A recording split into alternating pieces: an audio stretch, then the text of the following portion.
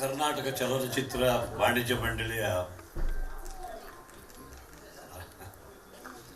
ಅಧ್ಯಕ್ಷರಾದ ಸನ್ಮಾನ್ಯ ಶ್ರೀ ನಮ್ಮ ನರಸಿಂಹರವರೇ, ಇದು ಎಷ್ಟು ಎಲ್ಲರೂ ಜನ ಅಂದೆ ಎಲ್ಲರೂ ಹೇಳುವಾಗೆ ಇದು ಸಿನಿಮಾ ಪ್ರಪಂಚ, ಇದು ಸಿನಿಮಾ ಕುಟುಂಬ.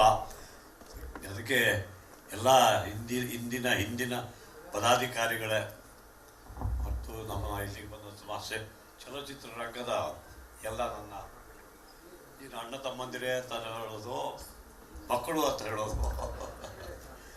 ಭಾಳ ಖುಷಿ ಆಗ್ತಾ ಇದೆ ತಮ್ಮೆಲ್ಲರ ಜೊತೆ ಇವತ್ತು ಭೇಟಿ ಆಗೋದಕ್ಕೆ. ಒಂದು ಕಡೆ ಭಾಳ ಒಂಥರ ಇಮೋಷ್ನಲ್ ಆಗೋ ಚಾನ್ಸಸ್ ಇದೆ ಇಂಥ ಸಂದರ್ಭದಲ್ಲಿ. ಎಲ್ಲರೂ ಎಷ್ಟು ಚೆನ್ನಾಗಿ ಮಾತಾಡಿದರು ಅಂತ ಹೇಳಿದರೆ ನನಗೆ ಎಲ್ಲರ ಕುರಿತು ಏನು ಹೇಳ್ತಾ ಹೋಗಲಿ ಅಂತ ನಡ್ಕೊಂಡು ಇಷ್ಟು ಜನ ಮಾತಾಡಿದರು ಇಷ್ಟು ಅಂತ ಹೇಳಿಕೊಡು. ಕಡೆಗೆ ಅದರಲ್ಲೂ ನೆಗೆಟಿವ್ ಪಾಸಿಟಿವ್ ಇಲ್ಲದೇ ಇರ್ತದೆ. ಅದಕ್ಕೆ ಯಾರು ಚಲನಚಿತ್ರರಂಗದವರು ಇದು ಕುಟುಂಬದವರಿಗೆ ಗೊತ್ತಿತ್ತು ಇದು ಹಿಂಗೆ ನಾನು ಅಂತ. ನನ್ನ ಸ್ವಭಾವ ಏನು, ನನ್ನ ಏನಂತಾರೆ ಇಡಿಯೋಸಿಂಕ್ರಸೀಸ್ ಅಂತ ಅದಕ್ಕೆ ಇಂಗ್ಲೀಷಲ್ಲಿ, ಅವೆಲ್ಲ ಏನು ಅಂತ ನಮ್ಮ ಚಲನಚಿತ್ರದಲ್ಲಿ ಬಿಡಿದ್ರೆ ಯಾರು ಹೊರಗಿಂದ ಬಂದಿದ್ದಾರೆ ಅದೆಲ್ಲ ನಿಜ ಅಂತ ತಿಳ್ಕೊಬೇಡಿ, ಅದೆಲ್ಲ ಒಂದು ಆ್ಯಕ್ಟಿಂಗ್ ಅಂತ ತಿಳ್ಕೊಬೇಡಿ ಅಂತ. ನಾನು ಈಗ ತಾನೇ ರವಿಚಂದ್ರನವರು ನನ್ನ ಬಗ್ಗೆ, ನನ್ನ ತಮ್ಮನ ಬಗ್ಗೆ ಮಾತಾಡಿದರು. ಅವಳು ಚಿಕ್ಕದಿಂದ ಅವರನ್ನು ನಾನು ನೋಡಿದ್ದೀನಿ. ಅವ್ರ ತಂದೆಯಾದ ವೀರಸ್ವಾಮಿಯವರು ನನ್ನನ್ನು ಬೆಳೆಸಿದರು ಅನ್ನೋದನ್ನು ಕೂಡ ಈ ಸಂದರ್ಭದಲ್ಲಿ ನಾನು ಬಹಳ ಗೌರವದಿಂದ, ಬಹಳ ಒಂದು ಧನ್ಯತಾ ಭಾವದಿಂದ ನಾನು, ಯಾಕಂದರೆ ಮೊದಲ ಪಾತ್ರ ಅವರೇ ನೀನೊಬ್ಬನೇ ಮಾಡಬಲ್ಲ ಅಂತ ಹೇಳಿ ನನಗೆ ನಾರದ ವಿಜಯ ಚಿತ್ರದಲ್ಲಿ ಅವರೇ ನಿರ್ಮಾಪಕರಾಗಿದ್ದರು ಆ ಸಂದರ್ಭದಲ್ಲಿ. ಅದಕ್ಕೆ ಹೇಳ್ತಾ ಇದ್ದೀನಿ. ಅದೇ ರೀತಿ ಎಲ್ಲರೂ ಪ್ರತಿಯೊಬ್ಬರ ಜೊತೆ ನಿರ್ದೇಶಕರು, ನಟರು ಎಲ್ಲ ಎಷ್ಟು ತುಂಬ ಹೃದಯದಿಂದ ಅಥವಾ ಮಾತಾಡಿದ್ದೀರಂತಾರೆ. ಅದಕ್ಕೆ ನಾನು ಹೇಳಿದೆ, ಇದು ನನ್ನ ಮೊದಲಿಂದ ನಾನು ಹೇಳ್ತಾ ಬಂದಿದ್ದೀನಿ. ಇದು ನನ್ನ ಪ್ರಶಸ್ತಿ ಅಲ್ವೇ ಅಲ್ಲ, ಇದು ಅದ್ರ ಬಂದಾಗಲೂ ಹೇಳ್ತಾ ಇದ್ದೆ. ಇದು ಎಲ್ಲ ಕನ್ನಡಿಗರು ಯಾವ ರೀತಿಯಲ್ಲಿ ಇದನ್ನು ನನಗೆ ಕೊಡಬೇಕು ಅಂತ ಒತ್ತಾಯ ಮಾಡಿದ್ರು. ಅದಕ್ಕೆ ನಮ್ಮ ಇವರು ಜಗ್ಗೇಶ್ ಅವರು ಹೇಳಿದ್ರು ಕಾಣ್ತದೆ. ಮೋದಿಯವರು ಅದಕ್ಕೆ ಕಾರಣಭೂತರು, ಕಾರಣೀಕರ್ತರು ಕೂಡ. ಯಾಕಂದರೆ ಈ ಥರದ ಪ್ರಶಸ್ತಿ ಎಲ್ರಿಗೂ ಅರ್ಹರಿಗೆ ಕೊಡುವಂಥ ಒಂದು ವ್ಯವಸ್ಥೆ ತರಬೇಕು ಅಂತ ಅದು ಪ್ರಾರಂಭ ಮಾಡಿದ್ದೇ ನಮ್ಮ ನರೇಂದ್ರ ಮೋದಿಯವರು. ಅದು ಕನ್ನಡ ಚಲನಚಿತ್ರ ಮಾತ್ರ, ನಮ್ಮ ಚಿತ್ರರಂಗ ಮಾತ್ರವಲ್ಲ, ಇಡೀ ಕರ್ನಾಟಕ ಹೇಳಿದ್ರಿಂದ ಅದು ನನಗೆ ಇವತ್ತು ಅದು ದಕ್ಕಿದೆ.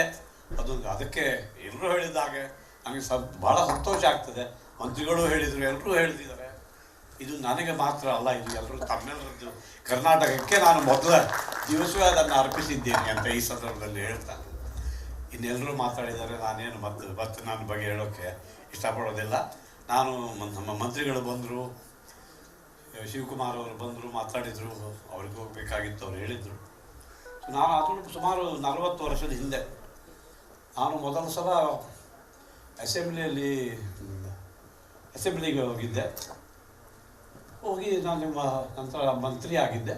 ಆ ಸಂದರ್ಭದಲ್ಲಿ ಒಂದು ದಿವಸ ನನ್ನ ಪ್ರಶ್ನೋತ್ತರಗಳನ್ನು ಮುಗಿಸಿ ಅಸೆಂಬ್ಲಿಯಿಂದ ಹೊರಗೆ ಬರ್ತಾ ಬಾಗಿಲಿಂದ ಇಲ್ಲಿ ಬಲಗಡೆಯಲ್ಲಿ ಅವರು, ನಾನು ಹಿಂಗೆ ಬಂದು ನೋಡಿದರೆ ಇವರು ಒಳಗಡೆ ಹೋಗ್ತಿದ್ರು. ಹಿಂಗೆ ಅಂದೆ ಅವ್ರಿಗೆ ಯಾರು ಅಂತ ನನಗೆ ತಕ್ಷಣ, ಯಾಕೆಂದರೆ ಅವ್ರ ಪರಿಚಯನೇ ಇರಲಿಲ್ಲ. ಅವರು ಅಲ್ಲಿಂದ ಹೀಗೆ ಏನಾದರು, ಅರೆ ನಾನು ಅಂತ ಹೇಳಿ ಅಷ್ಟೊಂದು ಹಂಗೆ ಮಾಡಿ ಹೊಡೆದೋಗ್ಬಿಟ್ರು. ನಾನು ಅಲ್ಲಿ ಹೋಗಿ ಎಲ್ಲಿ ಕಾಣ್ತಾರೋ ಇಲ್ಲ ಅಂತ ನೋಡೋದಕ್ಕೆ ಕಾಣಲಿಲ್ಲ. ಇವರು DK ಶಿವಕುಮಾರ್ ಅಲ್ಲ. ಹೌದಾ? ಸೊ ನನಗೆ ಆಗಲೇ ಅಂತಿದ್ವಿ, ಎಷ್ಟು ಚಂದ ಇದ್ದಾನೆ ಈ ಮನುಷ್ಯ, ಎಷ್ಟು ಸ್ಮಾರ್ಟ್ ಇದ್ದಾನೆ, ಇವರು ರಾಜಕಾರಣದಲ್ಲಿ ಏನು ಮಾಡ್ತಿದ್ದಾನೆ ಅಂತ. ಇವರು ಸಿನಿಮಾ ಸೇರಬೇಕಾಗಿತ್ತು, ಅದರಲ್ಲೇ ನನಗೆ ಗೊತ್ತಿತ್ತು ಅವ್ರದ್ದು ಡಿಸ್ಟ್ರಿಬ್ಯೂಷನ್, ಎಕ್ಸಿಬಿಷನ್ ಎಲ್ಲ ಔಟ್ಲೆಟ್ಸ್ ಇದ್ವು ಅಂತ. ಅದಕ್ಕೆ ನನಗೆ ಹಾಗೆ ಅನಿಸ್ತು. ಕಡೆ ನಾನು ಅವ್ರಿಗೆ ಹೇಳೇ ಬಿಡಬೇಕು ಅಂತ ನಾನು ಮತ್ತೆ ಅಲ್ಲಿ ಹೋಗಿ ನಿಂತೆ, ಬರ್ತಾರೆ ಆಚೆ ಅಂತ. ಆಮೇಲೆ ಅನ್ನಿಸ್ತು, ಇವರಿಗೆ ನಾನು ಹಾಗೆ ಹೇಳಿದರೆ ಇವರು ತಿರುಗಿ ನನಗೆ ಹೇಳಿಬಿಟ್ಟಾರು, ನೀವರು ಸಿನಿಮಾ ಬಿಟ್ಟು ಎಲ್ಲಿ ರಾಜಕಾರಣಕ್ಕೆ ಯಾಕೆ ಬಂದ್ರಿ ಅಂತ ನನಗೆ ಕೇಳಬೇಕು. ಅದಕ್ಕಾಗಿ ನಾನು ಆವತ್ತಿಂದ ಅವ್ರಿಗೆ ಹೇಳಬೇಕು ಅಂತಿದ್ದೆ. ಆದರೆ ಒಂದು ಅವಕಾಶ ಸಿಕ್ಕಿರಲಿಲ್ಲ. ಈಗ ಅವ್ರು ಬಂದ ತಕ್ಷಣ ಅವ್ರು ಹೇಳಿದರು, ನಾನು ಬೇಗ ಹೋಗಬೇಕು, 1 ಗಂಟೆ ತಡವಾಗಿ ಬಂದಿದ್ದೀನಿ, ಬೇಗ ಹೋಗಬೇಕು. ಆದರೆ ತಮ್ಮೆಲ್ಲರ ಮಾಡೋದಕ್ಕೆ ನಮ್ಮ ಅನುಮತಿ ಪಡೆದೇ ಹೋಗ್ತೀನಿ ಅಂತ ಹೇಳಿದ್ರು. ಅಲ್ಲದು ಒಂದೇ ನಿಮಿಷ ಇದು ರಾಮಕೃಷ್ಣ ಅವರ ಯಾರು ಪ್ರವೀಣ್ ಅವರು ಪ್ರವೀಣ್ ಅವರು ಬಂದು ಹೇಳಿದರು, ಅದು ಅವ್ರಿಗೆ ಹೇಳಿಬಿಡಿ ಈಗಲೇ ಅಂತ, ಅವ್ರು ಹೋಗ್ಬಿಡ್ತಾರೆ ಅಂತ. ಸೊ ಅದಕ್ಕೆ ಅವ್ರಿಗೆ ಹೇಳಿದೆ, ಹೀಗೀಗೆ ಆಗಿತ್ತು, ಹೀಗೀಗೆ ಆಗಿತ್ತು, ನಿಮಗೆ ನೆನಪಿದೆಯೋ ಇಲ್ವೋ ಅಂತ ಹೇಳ್ಕೊಂಡ್ರೆ, ನೆನಪಿಲ್ಲ ಬಟ್ ನನಗೆ ಈಗ ನೀವು ನೆನಪಿಸಿದ ಮೇಲೆ ನನಗೆ ನೆನಪಾಗ್ತಿದೆ ಅಂತ ಅವ್ರು ಹೇಳಿದರು.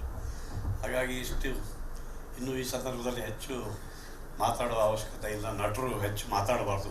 ಅವ್ರಿಗೇನು ಹೇಳಬೇಕಂತಿದೆ ಅದನ್ನು ಅವರು ಅಲ್ಲಿ ತೋರಿಸ್ಬೇಕು ಸ್ಕ್ರೀನ್ ಮೇಲೆ. ಅದನ್ನು ಮಾಡ್ಕೊಂಡು 50 ವರ್ಷ ಬಂದಿದ್ದೀನಿ. ಅದರ ಹಿಂದೆ ರಂಗಭೂಮಿಯಲ್ಲಿ ಸೇವೆ ಸಲ್ಲಿಸುವ ಅವಕಾಶ ಸಿಕ್ಕಿತ್ತು. ಆದರೆ ಇಲ್ಲೆಲ್ಲವೂ 53 ವರ್ಷಗಳಿಂದ ನಾನೇನು ನೋಡ್ಕೊಂಡು ಬಂದಿದ್ದ. ಅದಕ್ಕೋಸ್ಕರ ನಾನು ಯಾವ ಒಂದು ಪ್ರತಿಜ್ಞೆಯಿಂದ ಇಲ್ಲಿ ಬೆಂಗಳೂರಿಗೆ ಬಂದು ನೆಲೆಯಾದ್ನೋ ಆ ಪ್ರತಿಜ್ಞೆ ಇವತ್ತು ನೆರವೇರಿದೆ. ನಾನು 8ನೇ ನಂತರ ಮುಂಬೈ ಕಳಿಸಿದಾಗ ಇಲ್ಲಿ ಏನು ಕನ್ನಡ ಮಾಧ್ಯಮದಲ್ಲಿ ಓದ್ತಿದ್ದೆ, ಅಲ್ಲಿ ಇಂಗ್ಲೀಷ್ ಮಾಧ್ಯಮವಾದಾಗ ಭಾಳ ಕಷ್ಟವಾಯಿತು. 10ನೇ ಕ್ಲಾಸಲ್ಲಿ ನಾಪಾಸೇ ಆದೆ. ಇದು ನನಗೆ ನನ್ನನ್ನು ನಾಪಾಸ್ ಮಾಡಿದ್ರಲ್ಲ ಅಂತ ಒಂದು ಕಡೆ ಅವಮಾನ. ಅಲ್ಲ, ಬೇರೆ ಎಲ್ಲ ಗೊತ್ತಿದ್ದು ಕೂಡ ಬರೆಯೋಕ್ಕಾಗೋದಿಲ್ಲ ಇಂಗ್ಲೀಷ್ನಲ್ಲಿ ಅಂದ ಮಾತ್ರಕ್ಕೆ ನನಗೀಗ ಅಂತ ಅಂದ್ಕೊಂಡು ಎಲ್ಲ ಬಹಳ ಕುಗ್ಗಿ ಹೋಗಿದ್ದೆ. ಅಲ್ಲಿ ನಾನು ಎಲ್ಲರೂ ನಾಟಕ ರಂಗದಲ್ಲಿ ಅವಕಾಶ ಸಿಕ್ಕಿದ್ದು ಬಂತು ಮಾಡಿದೆ. ಆವತ್ತು ನಾನು ನಂತರ ನನಗೆ ನನ್ನ ನಾಟಕಗಳಲ್ಲಿ 5 ವರ್ಷದ ಕೆಲಸ ನೋಡಿ ನನಗೆ ಕರ್ನಾಟಕದಲ್ಲಿ ಕರೆದ್ರು. ನಾನು ಮೊದಲು ಚಿತ್ರ ಸಂಕಲ್ಪ ಮಾಡಿದ್ದೆ.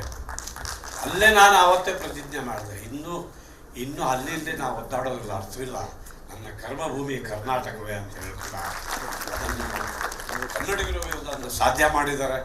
ಈ ಪ್ರಶಸ್ತಿಯನ್ನು ಕೊಡಿಸಿದ್ದಾರೆ. ತಮ್ಮೆಲ್ಲರಿಗೂ ವಾಣಿಜ್ಯ ಮಂಡಳಿಯವರಿಗೂ ನನ್ನ ಅನಂತ ಧನ್ಯವಾದಗಳು. ಮತ್ತು ನಮ್ಮದು ಭಾಳ ದೊಡ್ಡ ಕುಟುಂಬ ಆಗಿಬಿಟ್ಟಿದೆ ಇದು ಸಿನಿಮಾ ರಂಗದ್ದು.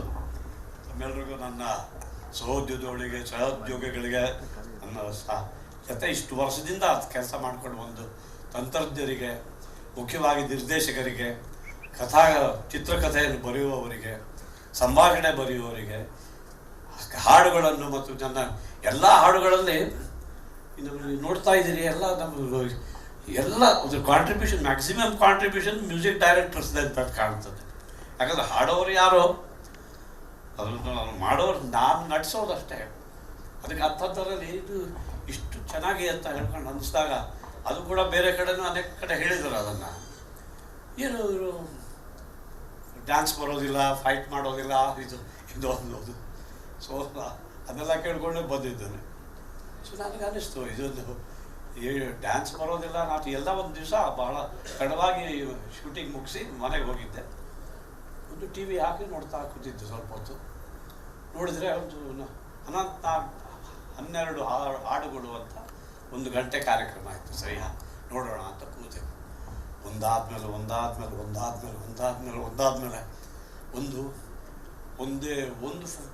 ಹಾಡಿನಲ್ಲೂ ಕೂಡ ನಾನು ಕುಡಿದಿಲ್ಲ.